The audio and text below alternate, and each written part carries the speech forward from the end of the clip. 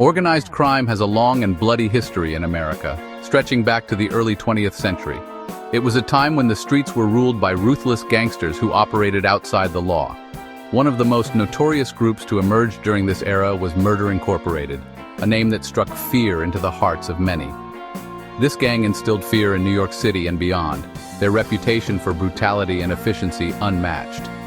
They were the hitmen for the National Crime Syndicate, a coalition of various crime families across the country.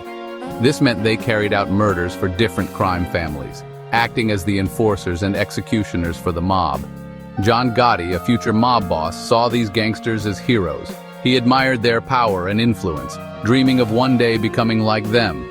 He would later model his own criminal career after them, rising through the ranks to become one of the most infamous mob bosses in history.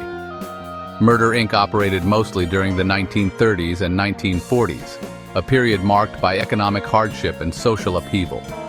It was a time when gangsters controlled many businesses, using intimidation and violence to maintain their grip on power. Unions were also under their thumb, with mobsters infiltrating labor organizations to further their own interests.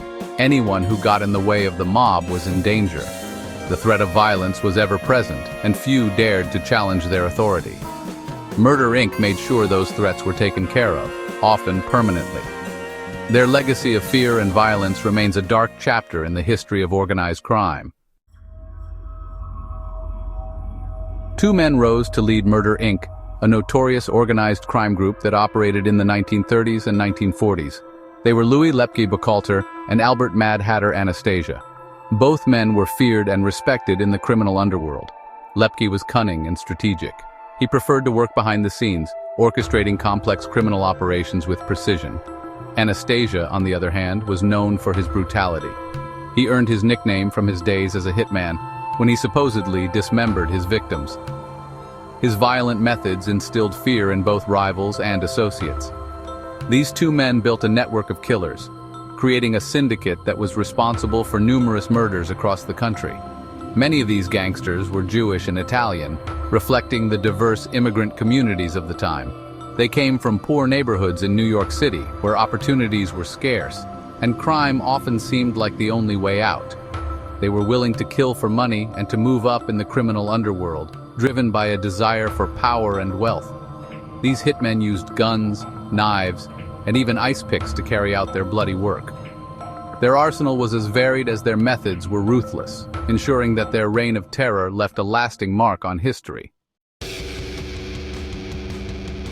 Murder became a business for Murder Inc., a notorious group of contract killers who operated under the umbrella of organized crime in the 1930s and 1940s. The gang operated with chilling efficiency, carrying out hits with a precision that left law enforcement agencies baffled and terrified. They had their own language, a coded lexicon that only members understood, ensuring secrecy and loyalty within their ranks.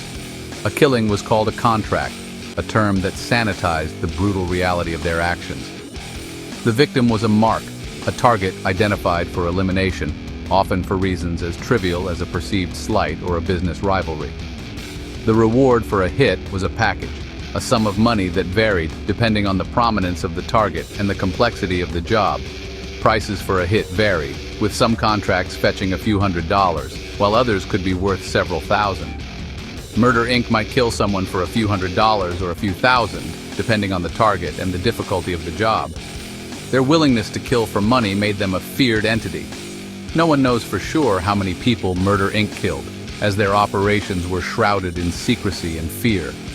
Some experts believe it was hundreds, a staggering number that speaks to their efficiency and ruthlessness. Others say it could be as many as 1,000 victims, a testament to the widespread fear and chaos they sowed. Whatever the true number, Murder Inc. left a trail of blood across America, their actions echoing through the annals of criminal history. They killed in cities large and small, from bustling metropolises to quiet rural towns, leaving no place safe from their reach. They instilled terror in anyone who dared to cross the mob, ensuring their dominance through fear and violence. As the law tightened its grip, Murder Inc. began to crumble. Key members were arrested, and the once feared organization started to disintegrate. The end was inevitable. and the empire of fear and violence that Murder Inc. had built was finally collapsing. Despite their notorious reputation, some people bizarrely idolized Murder Inc. They were seen as anti-heroes, figures who operated outside the law but with a twisted sense of honor and loyalty. This strange admiration only added to their infamy. Interestingly, the legacy of Murder Inc. found its way into music.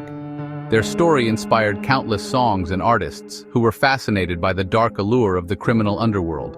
The name Murder Inc. became synonymous with a certain rebellious spirit in popular culture.